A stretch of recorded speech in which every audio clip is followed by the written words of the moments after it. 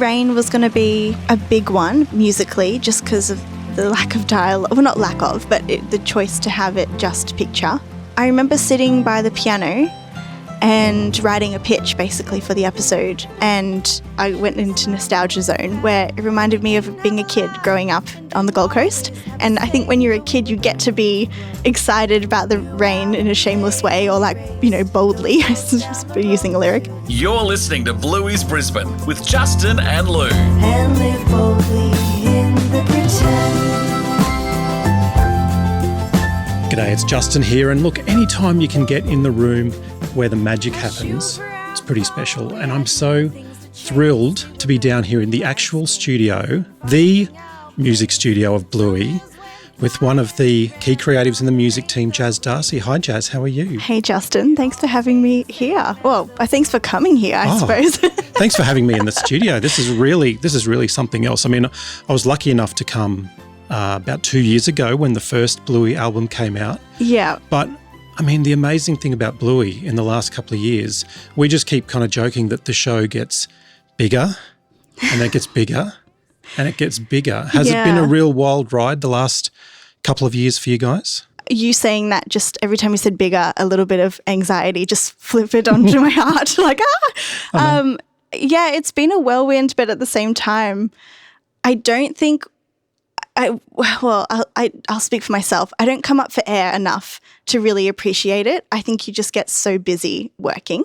And so, but yeah, every now and then I do put my head up. Like this week, for example, like with Rain's release, I've been a bit more centered to it, and I've been posting on my socials more, and I'm seeing it and feeling it. And yeah, it's I don't know. It continues to shock me though. Like I never, I don't know. I think you love your work, and then hopefully it gets received. And I don't think it's like, it's hard to really consume, isn't it? How big it's getting. Maybe one way we can sort of gauge how big it's getting is the recent Lin-Manuel experience. So now, can you just talk to me about the whole Lin-Manuel thing? Because obviously, you know, you guys are writing, you know, music for one of the biggest shows on the planet. Yeah. And then one of your biggest fans is one of the biggest composers on the planet. What was that like when Lin came to Ludo's studio and met the team?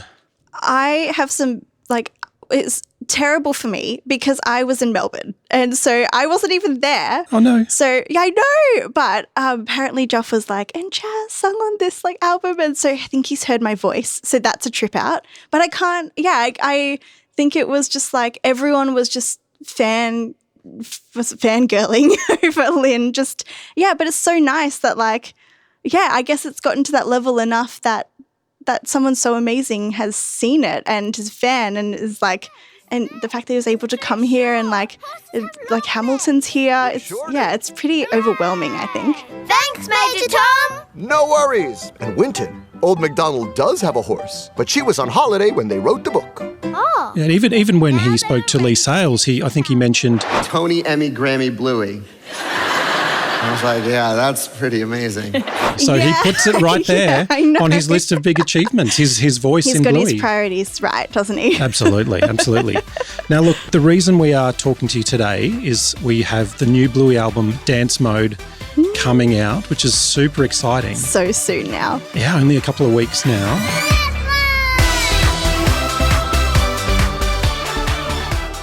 And we've got new Bluey episodes. Yep.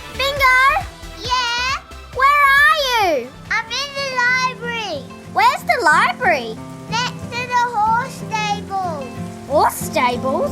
And the amazing new single, Rain, Boldly in the Pretend, which you feature on. The rain washes in and the boats start to race. The humidity broke. I still remember the taste. This is like peak Bluey season all of a sudden, isn't it? Especially for the music team. It's all happened when it, well, not to be too punny, but when it rains, it pours, doesn't it? Absolutely. Yeah, it's pretty overwhelming. It's exciting though, because, you know, you sit on, you know it's happening, and then to have it finally be released and for people to hear it or watch it, it's very exciting. It's, I think, just one day at a time, getting through it all, but it's awesome. And these new episodes, they've been a long time coming, and the fans were kind of wondering, you know, what's taking so long? This is very different to, you know, previous seasons where they sort of come out in drops twice a year. but obviously, you guys needed a break. Plus, there's the album coming as well. So obviously, you've been, head down, backside up, working on the album the last couple of months, haven't you? It was really nice to have that break to focus on the album. Otherwise, you're kind of doing it in between. And I mean, Joff did it before. It's doable, but even with the little reprieve, it still was, everyone just threw themselves into the album and it still came around quick enough that it's come around so quick. Yeah. I know it's been a big break, but it is still quick. What's it like, you work on the music for the show for so long, but I guess, when you do 52 episodes a year, it probably feels very quick that you're working on the music. But then what's it like, taking the soundtrack for the show and then going back and reimagining it for an album? Because I'm sure that's quite different, where you can probably spend a little bit more time on it than, say, the TV show. Yeah, so the episodes generally are like 5 weeks turnaround between the brief, and then we have like whip 1, whip 2. But the focus on it is about the show. So it's about it needs a good hook to keep everyone interested, and we've got to emulate the fun that's happening on screen. But it is, it's about the picture and what makes that the best, where we get to kind of explore more in the album, bringing the song to life and focusing more on the music. So it's still the basis of what you heard in the episode, but then, we get to spend a little bit more time fleshing it out and bringing in some incredible musicians, and it's just like such a cool, rich team for this process. And you get to, there's already so much effort that goes into the music for the episodes, but to really like put it as priority for the album and let it shine in its own light is really cool. Speak to me about that effort, because Bluey is really unlike any other kids show on TV, where, maybe if I'm watching a show with my kids, we won't name any, but, maybe you'll hear the same theme sort of coming up over and over again. But obviously Bluey's kind of seen like a little short film. Totally. Whereas all the music is kind of written specifically for that. How do you see the importance of music in a show like Bluey? That is the standard way to have a theme for a series. And I think that was the original idea for Bluey. It was kind of like, it'll be this fairly easy kid show that will have a repetitive theme. But the episodes are, like you said, kind of like they're written and produced as their own little short film, and they stand alone in themselves. So it's kind of what is demanded from the music. It's like the games are different, the energy is different, and kind of the themes are different. So I think if you just had one theme, the fun wouldn't cut through as well. And I think I can say from as a composer, it's really exciting to work on a show like this. It demands everything from you because it's so different, but it also, you get to explore such a different range of music and different styles, and learn and kind of listen to different references and kind of grow in an exponential way than you would if you just were kind of in your little box and had the same theme running around over and over again. So that is, it's one of those things. It's like what makes it so difficult, but it also so rewarding.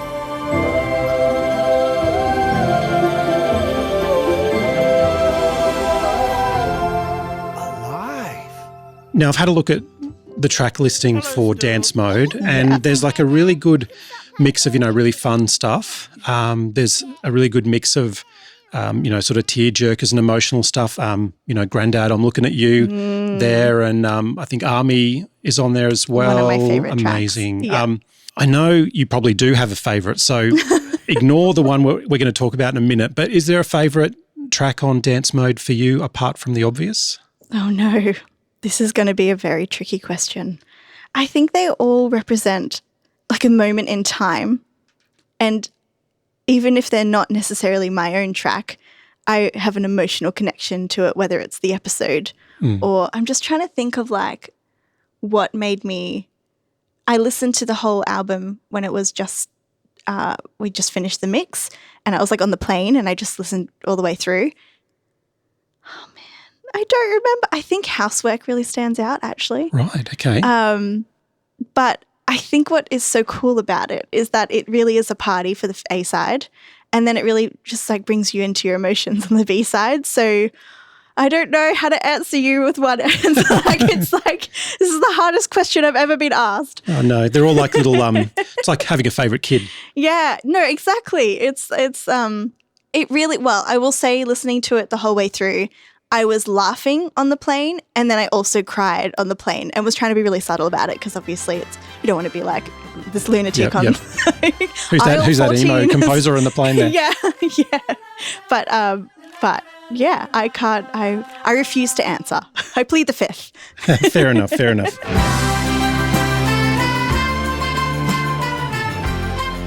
I'm loving the video for Rain, Boldly in the Pretend, which so you you featured on. It's amazing, so beautiful. Love the Queenslander vibes, but love how you've taken the original music for Rain and then turned it into a song. And much like the first album, I loved how the Creek song had kind of been reimagined and had vocals put to it, and how that had been done. So I'm loving what you've done with the track. As a composer, how do you go about, taking that original music and then writing a song to it? Did the song kind of exist before the theme for the show, or was it vice versa? How did you do it? Well, we knew Rain was going to be a big musically, just because of the lack of dialogue. Well, not lack of, but the choice to have it just picture. Well, it really rests on the music kind of telling the story and reinforcing the story that you're seeing. Exactly. Yeah. And so I remember sitting by the piano and writing a pitch basically for the episode, and kind of wanting to reflect on what it felt like. I obviously had seen the animatic at this point and was really touched by it, and it reminded me straight away. I went into nostalgia zone where it reminded me of being a kid growing up on the Gold Coast. Yeah. And, the humidity here in Brisbane and Queensland, it just is kind of suffocating. I love that line, when the humidity broke, because that's what we all look forward to on a super hot day, the storm coming in and the rain coming. Yeah, and as a kid, this like cathartic release, and it's so exciting. And I think when you're a kid, you get to be excited about the rain in a shameless way, or like, boldly, using a lyric. And then, just literally playing in the mud. I remember Mum saying, "You're in your school uniform socks, Get out of the rain." And it was just like this fun thing where all the kids got together. And so from that, I found chords that felt grounded and nostalgic enough. And then lyrics kind of just naturally came. I think when you're writing a Bluey episode, Joe Brum always looks for a hook. And so that kind of was lucky in the sense that when you're writing a song, you're kind of looking for a hook, and it kind of gets you to the right, it gets you the pitch in a way. And so lyrics kind of came with it just because I was so touched by the episode, really. And then when I pitched it there was an instrumental and also with vocals. Right. And we went the instrumental way, and I'm so glad we got to do that because we got all the musicians we knew to come on and record, and it was such a full recording. Like, I think it's probably one of the biggest track-wise songs, and we needed it for the episode to make it feel like it's just a big hug. Right. But then it's a really good question though, because when we were doing the album and we were like, oh, well, we'll bring back the vocal one that probably wouldn't have seen the light of day after.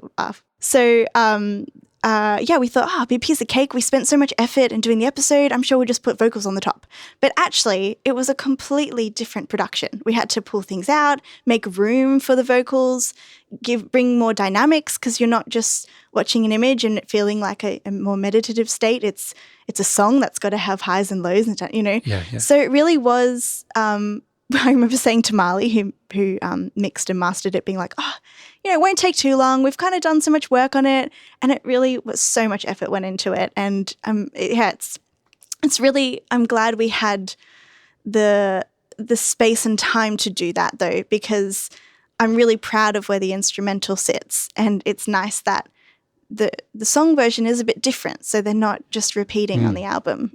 They do shine in their own light for different purposes. Absolutely, and can confirm because I sat down just before I came over here and rewatched Rain and then watched the music video, and it is striking how, like, even just the tone of the recordings, they sound completely different. Oh, good. So you've hit the nail on the head there with that one. So good. Now, look, just give us a little bit of intel on the filming of this, because obviously it was important. You know, you have the rain in the video, but it's set in a beautiful Queenslander house reminiscent of Bluey's house. What was it like shooting, setting up and shooting in that beautiful old Queenslander for the day?